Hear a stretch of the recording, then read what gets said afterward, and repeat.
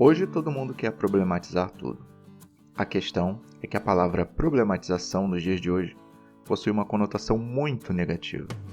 Problematização nada mais é do que tomar um assunto simples e desenvolvê-lo de modo a que ele se torne mais complexo. Traduzindo, você pega uma afirmação, põe à prova em várias situações diferentes para saber se ela é sempre verdadeira. E é por isso que os extremos acabam surgindo. De um lado se forma o grupo que acha que o problema não deve ser considerado, do outro grupo que encontra problema em tudo. Quando isso acontece, o diálogo deixa de existir e a conveniência toma conta, sem contabilizar os riscos dos dois lados.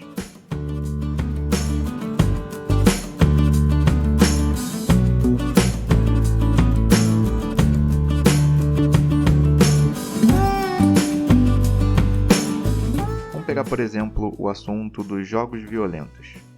Eles são a causa de um comportamento violento? Um jogo pode causar um comportamento numa pessoa? Existe um grupo que diz que não causa esse comportamento violento. E existe um outro grupo que diz que sim, causa esse comportamento.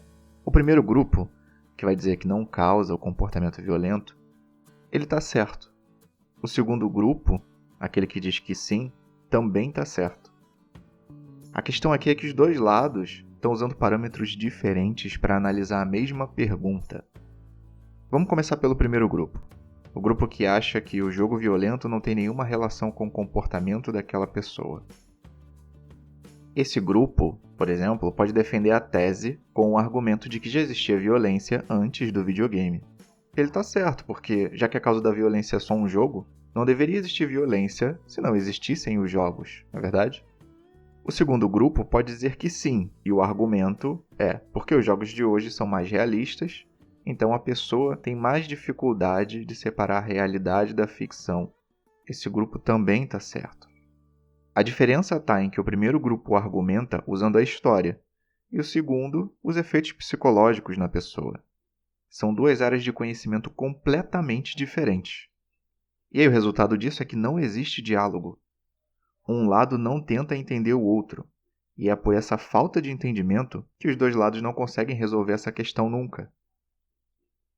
Então eu faço uma proposta aqui para você. Qual é o ponto onde os dois concordam? O ponto é que existe violência e também existe videogame hoje em dia. Mas esses dois elementos estão relacionados diretamente? Essa é a pergunta fundamental que ninguém faz, porque a conclusão foi tomada antes do argumento. Por isso, os dois lados estão certos e errados ao mesmo tempo. E partindo desse ponto, eu faço uma segunda proposta. Será que é possível unir os dois argumentos em um? Eu acho que sim, e eu vou explicar por quê. Só que para isso, eu preciso antes falar de uma coisa chamada influência. A influência pode estar presente em menor ou em maior grau, mas ela sempre estará presente em tudo. Não dá para a gente se livrar dessa influência, nem da influência de nada.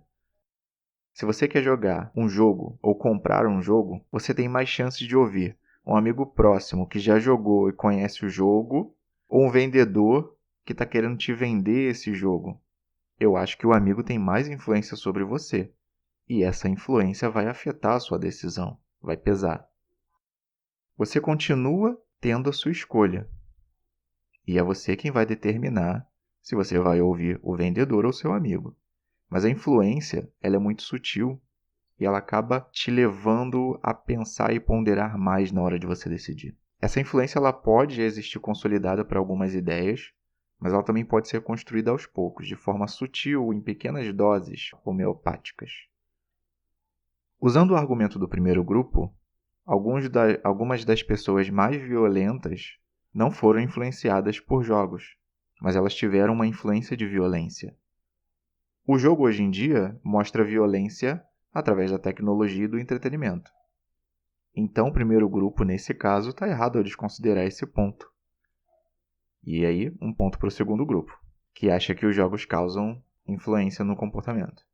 Do outro lado, a gente tem o grupo que entende a violência nos jogos como determinante para um comportamento, esse mesmo grupo, o segundo. E aí eles eliminam a capacidade do ser humano de observar, avaliar e comparar jogo, por mais realista que possa ser com a realidade.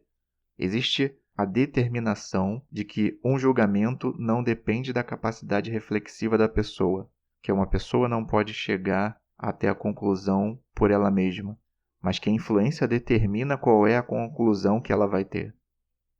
Mas aí você pode dizer para mim, crianças que estão em desenvolvimento não têm a capacidade de julgar corretamente. Eu concordo com isso. E é por isso que a gente precisa tomar uma atitude.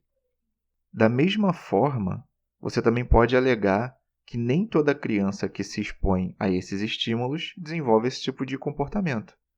E eu também concordo com essa afirmação. Se a gente fizer isso, a gente vai continuar na mesma discussão eternamente, a gente volta para o ponto inicial. E é necessário entender uma coisa. A influência ela é muito poderosa, só que ela não é a única variável na questão.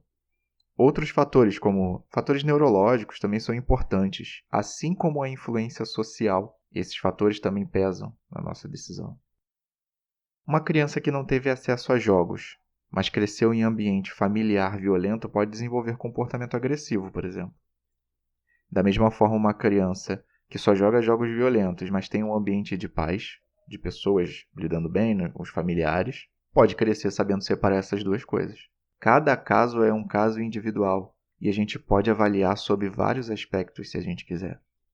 Só que a influência é algo muito difícil de identificar no princípio, assim que ela começa. E talvez essa seja a questão fundamental que a gente deve dar mais importância. Levar em consideração a predisposição de cada um, porque todo mundo é indivíduo. Tudo exerce uma influência e é influenciado no mundo. Essa influência pode reforçar ou construir uma condição. Com a violência não é diferente. Nesse exemplo que eu usei aqui, uma pessoa já pode ter histórico de violência e reforçar essa tendência através dos jogos. Isso daí eu acho que é inegável. E outra pessoa pode não ter nenhum histórico de violência e não sofrer com esses jogos. E eu também acho que isso é perfeitamente possível. Em um caso, já existe alguma coisa, e no outro não existe nada. Uma pode acabar determinando em algum contexto, e a outra pode não causar nenhum impacto. E aí, se a gente sair dos jogos, essa influência sutil pode também explicar a formação de lados extremos nos dias de hoje. Tudo começa com uma pequena semente que é nutrida com o tempo e estímulo necessário para se tornar algo maior. Um comportamento extremo, ele pode aos poucos ser germinado. E por isso é que a gente precisa prestar atenção nos pensamentos e nos nossos atos. Porque é difícil perceber exatamente o ponto que leva à ação, ou a gota d'água. Se a gente consegue entender esses pontos já desde o início, fica mais fácil a gente neutralizar e evitar situações catastróficas.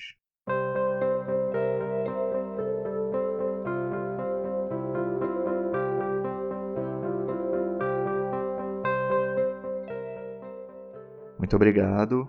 Eu sou Pedro Borges. Se você gostou desse áudio, compartilhe com alguém. Talvez ajude também essa pessoa a refletir um pouco mais sobre essas questões.